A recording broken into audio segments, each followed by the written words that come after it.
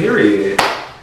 Welcome back, guys. I know shit looking a little different, ain't it, huh? It's been a minute since we've seen y'all. Yeah, it's been a while. Girl, too long, in fact. But I got some good news. We are in a brand new place, and we've created this corner bar so that we can sit down and talk about some things in our own comfortable environment. Today we have some comfortable, cozy, beautiful looking cocktails that our house bartender whipped us up, girl. What we sipping on? I just kept it really light today. You know, we love tequila. So I kept something really light. Tequila, a little prickly pear. Got us some nice mandarin orange garnish. Okay. Can't be too mad at that, right? I can. Let's Alright. taste test that and see what she's hitting on.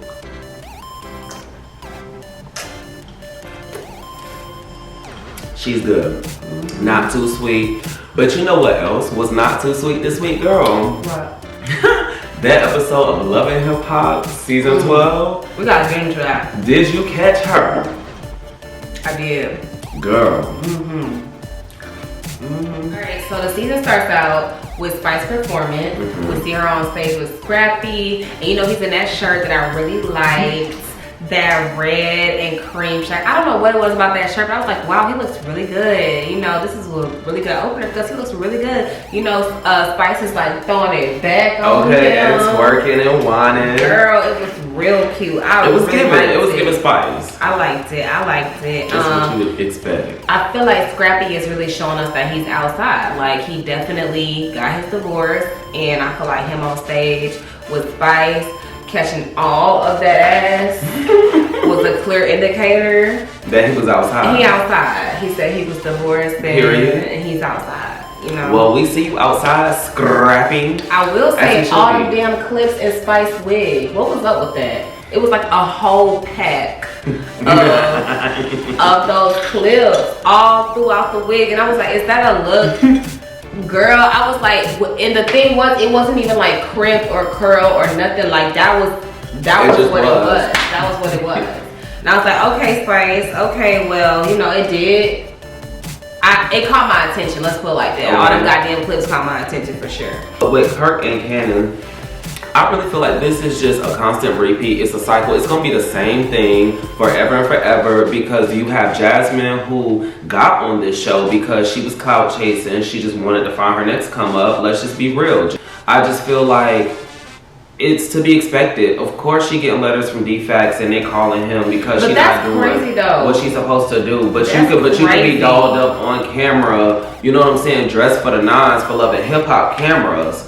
But you can't take care of what you gotta take care of and get your child to school and do what you gotta do. Like, I feel like Kirk's attitude and his tone towards the situation, it really give like, you need to move Cannon in with you then. This is really how you feel. If you feel like she's not doing her job. Because I feel like any mother that's missing that much school for their child, a mother who is the predominant parent, something might be going on at home. Like, you know, she might be going through something. Maybe she ain't. Maybe she just ain't shit. We don't know. But what we do know is that he's not making it to school. So let's nip this in the bud. How about during the week? I got him during the school week. I would take him because the rest of my kids are going to school. I will take him, and then you can have him on the weekends until you get whatever you need to get together. But I did not agree with Rashida's tone where she felt like she had nothing to do with the situation, and she felt like, you know, like, it was between Kirk and Jasmine, like, it's whatever. I'm like, I feel like you're a married woman. You fought for this. You wanted this bad. This man done showed you his whole ass. But this is what this man comes with. But this is your husband. Yeah. And by default, this is also one of your children. And if all of your children are making it to school when they need to be making it, then why can't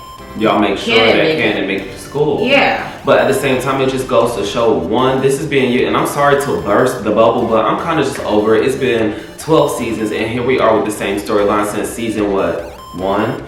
Anyways, girl, he was faithful in season 1. It is a storyline. It is for storyline. It is for storyline. And I refuse to believe anything else because, like you said, this is a child, bro, and ain't nothing gonna stop me from making sure that child gets taken care of and everything gets done for that child. No matter who the mother is, the father is, whatever, you're connected to me, it's a village or whatever. But at the same time, I really feel like Kirk has this attitude, which is also a part of his ego and his part of the storyline. he feels like Jasmine can't touch him because she's not the one he's married to, and then on top of that, like she's just so like disgusting, right? And I'm like, well, was she all of that when you were cheating in the hot tub? Of course not. And I feel like they low key tried to play it like he didn't cheat on Rashida, right? Like I feel like when Shekinah had chimed in at that moment, I feel like they tried to play it like they were on a break. She ain't your side bitch because they was on a break, and I'm like, I feel differently. I feel like at the time when I was watching this live, at the time, he definitely cheated on you. He definitely had a baby on you. I hope that y'all wasn't trying to water that down for today so that y'all can make it through the marriage. But my whole thing is you can't discount or, you know what I'm saying, like make a child feel inadequate or go without or less than just because y'all have y'all's egos and y'all's feelings and shit. And it's just so, it's just gonna be a repeated cycle. So after that we go into of course Miss Carly Red. And listen, I'm sick. Why? Because she keep a man? I'm sick of Carly. It's not because Carly keep a man red. It's gonna keep a man. She gonna be engaged. She gonna do everything but get married. You know what I'm saying? I don't think she ever gonna marry these niggas. I think she ended up married the last, not the nigga before the current nigga, but the other dude she was married to. But listen, Carly gonna keep a man. Carly said, babe, you keep bringing me back. For another season, I'm gonna bring another nigga so I can have something to talk about. Right, like you are not going to play me. Like, I will have a new nigga, a new face, a new waist, a new booty. I'm gonna have all of that, new lips, duck lips, all of that. And I'm not hating on her. I'm not hating on her because she keep a man. No.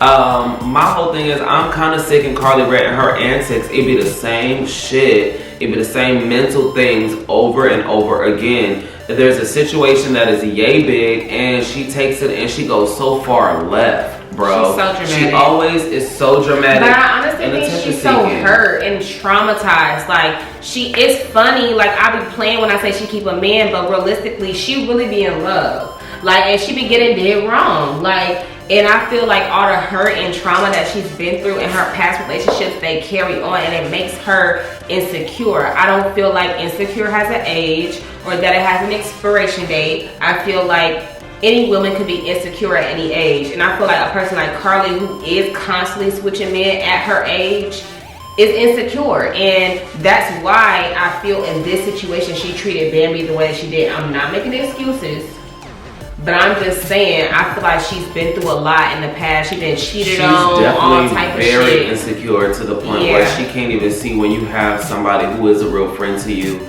and is trying to help you celebrate your birthday. Like, babe, I'm just getting out of a divorce. I'm not trying to fuck on your man.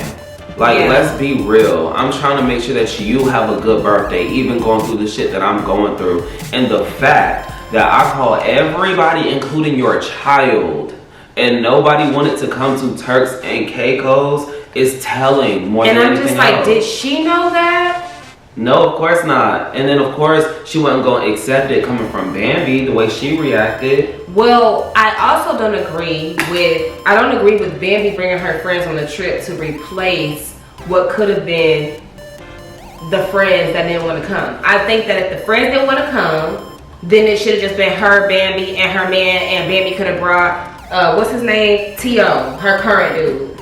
I think they should have just made it a couples trip. If everybody said no, and if nobody wanted to come, according to her, she implied, because they couldn't even get it out. Because I feel like as soon as that topic came up later in the episode, we didn't even really know if her daughter said yes, I want to come, or no. Like, they literally got to arguing so bad we couldn't hear it. So, but I feel like even if her daughter, they implied that her daughter couldn't go. To me, that's what it looked like. So I feel like even if your daughter said no, all these other people said no, you didn't want to tell her that because it was her birthday, then I would have directed the conversation and be like, you know what, let's do a couples getaway. Me and my little boo gonna come with you and your boo, and we gonna do Turks and Caicos together, because at the end of the day, you're my friend, I care about you, but for whatever reason, everybody else is not feeling you right now. And I don't want to hurt your feelings with that, so that's what I would have did. What I would not have done was invite my friends to your birthday trip. You know, I don't agree with that. Just because I can see that perspective. At the same time, I really feel like your perspective is coming from what you would have wanted for yourself. We gotta consider the source here. with Miss Carly Red. Like, she's insecure. True. Like, she don't want you talking to her man at all. You know what I'm saying? Like, she didn't, even if it was going to be a couple's trip and it was going to be us and we gallivant and we doing this, she would have assumed the worst automatically. Carly? Yeah. Well, that comes from that trauma and hurt that I was my talking whole point. So Bambi would have been better off just letting her birthday be what it was and moving on with her life. Yeah. Like, know who your real friends are. But how was she supposed to know that? Well, she learned today. I feel like with the camera going back and forth between Bambi's conversation and Jessica's Bambi and Jessica's conversation and Carly and Amy Luciani. I love Amy. Yeah. Yes. She was talking to Amy, and I feel like when she was talking to Amy, Bambi was the common subject. Mm-hmm. And the camera kind of went back and forth between their conversation and Bambi's conversation, so you got to see both sides of it. And it's like, by the end of it, I understood both sides. Yeah. And that's the crazier part. It's just like, I completely understand the rationale, but babe. Yeah. Yeah. At a certain point, it's just like, bruh. Yeah. You ain't even been with this nigga for more than a season. Yes. I feel like he looks 12 years old. Am I the only one that feels that way? I feel like this boy looks like a boy. He definitely looks like a little kid to be next to her, but she love it. I like it. And that's just what that is, girl. So the next thing goes into Saucy Santana at the nail salon with his mom, and they're getting mani-pedis. And they're having this conversation, this come to God, this come to Jesus moment. I really admire their openness, I would say. I really am. This is not shade, but I'm just going to be real with y'all. It felt scripted. It really felt scripted. It felt like there was something missing. Like, I know they were just really recapping. And I know I'm the same way with my dad. Like, when we're talking about things that have happened, we're not as passionate in the moment about, well, my dad ain't as passionate about, you know, things that have happened, but I am, because I'm dramatic. But at the same time, I just felt like there was something in that scene that was missing, or something that was left unsaid. And I really didn't know what they was talking about. I thought they were just talking to talk. Yeah. My honest opinion. I feel like there was no subject matter there. Like, yes, we were talking about her book, yes, this, but not really. Like, it was just talking to talk. I feel that way anytime Santana talks about Zell and his past relationship. I feel that Santana doesn't want to be with Zell for whatever reason. I don't know what the reason is, but I don't feel like the reason is valuable, in my opinion. And I don't know, anytime he talks about why they're not together, anything like that, it's just like, it doesn't make sense. It's just words. I mean, if we're just gonna go there, I'll give my opinion. I completely probably understand where Santana coming from, because, and I'm not picking sides, but if I had to, I would stay neutral. So get in the comments about that.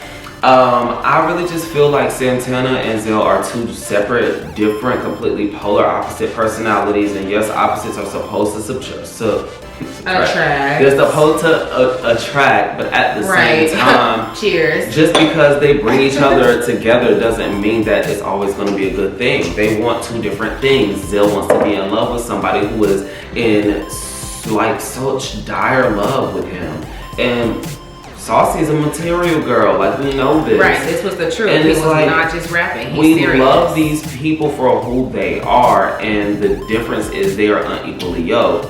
I personally feel like if I was dating somebody like Zell, at the end of it, I would feel like we were very cute together, but you're very emotional, and you don't know how to communicate. And then you get in confessional and you're going and you're popping and you're saying how you feel, but it just sounds like you're hurt and you don't know how to communicate that to me. Like the whole I blocked you situation. If I blocked you, it's because I'm tired of seeing you on my timeline and I don't want to think about you. I was petty too. Like, and he was even like, if I blocked you and I'm being petty. He was like, well, don't speak to me then. And I'm like, well, honestly, you started this conversation. Santana spoke to you because he was being polite. He walked in and he was just addressing you because he addressed the room, because that's what black people do. When you walk in, you speak to people in the room. Or you get shot. Or not, you walk in, hey y'all, hey Zell, because I know you. I got history with you. I'm not gonna act like you're just not there, because to me that creates a bigger conversation, more attention to the thing. Hey Zell, and just keep walking. Just lets people know, like, and it's what whatever. He said. People gonna turn a blind eye. If I gave you a hug, I said hey, and I pumped. But and he was like, well, that would speak to me if I'm blocked. It's like, man, come on. Who wants to? Honestly, I'm a female and don't even want to listen to that. So I'm good. But you're making Instagram real life, but we kind of getting off topic. That's just my little filler on that whole situation, because it's like, be real, get a life. Right. So next we move on to Rollo and Young Jock's little event. Marco really likes Rollo. If you are from Atlanta, you grew up in Atlanta, you know anything about Atlanta, you already know about Rollo, who he is, and his music and stuff like that. So he's on Love and Hip Hop this season, out of jail, throwing a kickball event for the community, trying to give back. I thought that was a really good segment. We got to see a good side of him and Young Jock, see their intentions, what they're trying to do in the community, and I really like that. I like that. Now, I will say, I recently learned a little more about Rollo because of YouTube, obviously. And Chaotic did a little segment with Rollo, and he was talking to him, and they were talking about some of the things that he's doing in the community and doing in life. And they went into a little more detail than they did on the show. And so when I saw it on the show, I was like, oh my gosh, like, y'all better get this black man his shine, because it's not too often that we see, you know, previously incarcerated black men who are out here doing what they gotta do. And I'm really, literally, girl, and taking that street mentality, that hustle, that grind, that mindset, and applying it to business concepts and providing and creating something for their children, for their children's children. I really love to see that. And it's not like this man is just, you know, doing one or two things. This man literally has a laundry list of businesses and things that he's doing for his money. He got rental properties. This man has barbershops, hair salons, wow, I didn't know he had all that. nail salons. Was post incarceration? Girl. Okay. As of today, this so man he has definitely got corner out stores. And was like, listen, I'm finna get to it. This man has corner stores, and these are probably things that he has had in the works, or things that he has business partners with, and things that he's attached to and has deals. And you know what I'm saying? Like, it's probably not all just him. Like, he probably has his team. Yeah. But at the same time, like in that video with Chaotic, shout out to Chaotic, and you know, his little movement, I love the energy. I stand Chaotic. Whole nother topic. I picked a side. But I really did appreciate getting to see and, you know, get informed on all of the good that Rollo's actually doing in the community. And big ups to him. Okay, so then we see the episode go into Scrap pulling all the guys inside and talking about him, his mama, and Erica Dixon opening up a restaurant in Atlanta. The only reason why I'm thinking about pulling up to this restaurant in Atlanta is because I live here, okay? I have to see the food. I gotta see the drama. You know, I gotta see what this is about. You know it's gonna be lit. And you already said one of the 3 of them is gonna be in the building every time you go. I really hope so. I hope so. We gotta get somebody in the building, but I hope they got some good stuff on the menu. And they better have some catfish. Something fried. Yeah, something fried. Some whole cakes. Something fried. Yeah. I still haven't even been to Old Lady Game. Girl, I have. I heard their food was good. It is. Okay, cool. Yeah. So we gonna see. Hopefully he took notes. Okay. Moving on, we get to the pool party scene with the girls. We in the pool together. They want to talk. Well, really, Yandy is the one that wants to talk. She want to talk about her situation with Mendices. They're in therapy, apparently about her situation with her sister, and probably some more stuff because baby be everywhere but at home. Let's just be real. You know what I'm saying? You be everywhere. You got events here, there, everywhere, but your ass don't be at home, girl. You are a married woman. Bring your ass home, girl. To that man.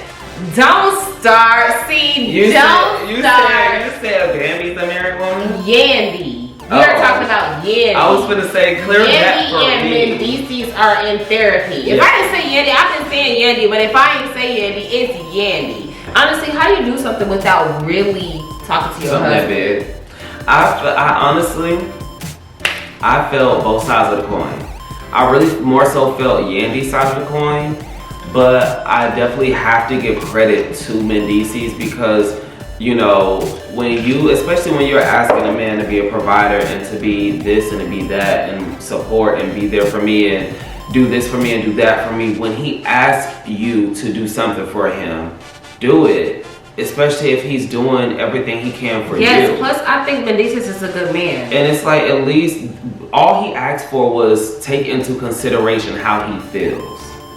That's all she had to do was stop what she was doing. But it's hard. I understand Mendices' point because it's like I'm asking you after the fact to consider me. Because I didn't even really, know. I'm asking you to go back in time because you've already said not yes. considered me. You've already cut me out. And so now I'm just trying to, I understand why they're in therapy pretty much. Yeah. Because he wants to be considered. If he could do it all over again, he would type shit. Like he would literally rewind time. And that you cannot do. And I feel like because we can't do that, it's nothing that she can do but go to therapy with her husband because you really hurt him by just not communicating. So the last scene that we finna talk about okay, is going to be Amy's drama with Bambi. So, oh my God, girl, here we go with some 10 to 12-year-old dick. Yeah. Because Amy is still, I don't know if she's still sprung on him, still want him, still messing with him, or what it is. And it's really given she's still messing with him actively. Well, do you remember in the beginning of the episode, she was saying something about how she was dealing with somebody from like years ago and she was giving him a second chance and telling her family and all that other shit. I don't know if that was in this episode or that was prior. Or what it is, but it's giving that. I feel like, is this that dude? Because if it is, fuck off. What are you even doing on the show? Like, what is this going on? I don't know. I haven't connected the dots. Like, if the dude that she gave a second chance to, that she told her mom and her sisters about, is the same dude that Bambi is seeing, you've heard it here first. Yeah. Okay, like, let's go ahead and drop in the comments and let us know if you feel the same way. If this is a different nigga, Amy, hang it up. And let us know. You literally just introduced your family to someone completely different. If this is not him, then girl, your focus is elsewhere, girl. Who cares? Like, literally, Atlanta is this big. Dick gets shared just as much as pussy does. I really just want to see what else she is about because it's giving you. Well, she raps, and her music is actually really decent. Good. So when she starts to act like this way and bring up a dude from that long ago, it really did disappoint me a little bit because I'm like, girl, you really be above this in most episodes, so I am a little shocked. So it has me questioning, like, are we just like filler? Like, what's tea? Right. Because if you need filler, do a shopping montage. I would very much rather see and the body is tea. Give us a gym vid. Girl, let them follow you in that gym because I know you're going. And it's just like, girl, listen, I know. I live in Atlanta. I work in motherfucking Midtown Atlanta. I see the BBLs in real motherfucking life. And bitch, your BBL look good. These BBLs are watched. Girl, I don't know if she do or don't, but what I do know that if she does have a BBL, yours looks good. Take us to the gym and show us what you're doing to upkeep that, girl. Get the fuck about this drama because Amy, this isn't even like you. Like, who cares? Who cares? This is all dick. Dick gets recycled so much in Atlanta. Let's move on. Let's move on. Before we disrespect, I just want to clarify, girl. If it is a BBL, girl, let's give it natural body. And if it ain't, girl, natural body is very much tea. Yes. Very much tea, mama. It is tea. I'm like, girl, take us to this gym and fuck this drama. We don't give a fuck. Like, yes. Not from you. We don't care. I actually like her. I think she's dedicated. I think a lot of people I would expect Carly to have some 10, 12-year-old, oh, she's dating him. I would expect you to tell me type. Girl, that is very Carly Red coded. Like, I think Twitter and a lot of the new viewers really are feeling Jessica this season. They really like her. She's a fan favorite. I think that she's growing on me, but personally, I just really like Amy. I think she's one of my favorites. Newer. I won't say new because she's not new, but she's one of my favorite newer cast members. I really like her vibe. It's crazy, and it's very seldom that there's two people that I actually really like their personalities, and when they go at it, I kind of want both of them to win. But at the same time, we did get a chance to see Amy pipe up or try to pipe up about this 10 to 12-year-old dick, and Jessica shut that shit right on down, because it's like, girl, we're tired. Who cares? We're tired. Right, let's move on, girl. Right, let's not. And are you fucking him now? I don't like the... Did y'all fuck recently? In the past 6 months, have y'all had any communication? No? Okay, well, girl, let's just move right on, girl, because Atlanta is this small, and this is my turn, and then when I'm done with him, we can kiki about him. But until then, girl, shut the fuck up. I do not care. But that was Season 12, Episode 1, girl. I enjoyed that episode. I hope y'all did too. And like I said, drop down in the comments and tell us how you felt. Let us know what you you know, think about the episode. Also, if there's any other TV shows or anything y'all want us to dig into, any hot topic y'all want us to speak on, go ahead and reach out, comment. We read all the comments. We like to respond to all the comments. We pay attention to everything. So if there's anything you want our opinion on, let us know. We'll look into it for y'all. And like we said earlier, this is our general store, our corner bar. So every episode, you will see the house bartender, Miss Aramis, whipping us some delicious cocktails. Be sure to pay attention to those montages in the beginning because you can follow these recipes at home and make your own cocktails. She will be putting the labels and everything that she's using in the videos, okay? Today we use Campo Bravo, so y'all get down there and tag Campo Bravo. Also, send this to them on Instagram and Twitter and let them know that we fucking with them, okay? If you got any other brands of tequilas, because we're tequila girls, and when it gets cold, we drink a little bourbon around here, a little whiskey every now and again. A little cognac when you feeling extra. Yeah. In the next video, we should have our liquor order in, but until then, please be sure to like, comment, and subscribe. And we will see you in the next upload. Okay, and tap that bell, girl. Y'all know the vibe.